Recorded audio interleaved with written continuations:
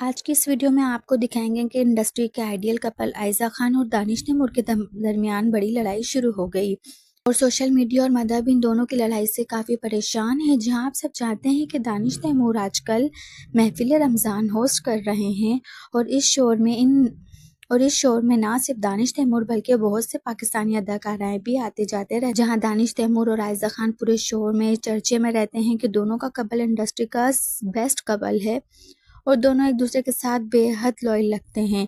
सब यही कहते नजर आते हैं कि आयजा खान और दानिश तैमूर जैसा कपल इंडस्ट्री में कोई और कपल नहीं है।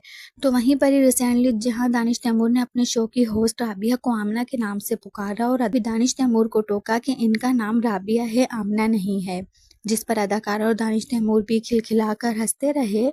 और सबका ये कहना है कि अब आयजा खान दानिश तैमूर की क्लास लगाएगी, जिस पर राबिया भी दानिश तैमूर को काफी छेड़ती रही। दोनों की इस वीडियो को देखकर आयजा खान भी काफी गुस्सा हुई और सबको खरी खरी सुना दी। यहाँ तक कि अदाकारा राबिया से भी काफी गुस्से हो गए। इनकी तमाम वीडियो को देखकर फैंस भी काफी हैरान रहकर।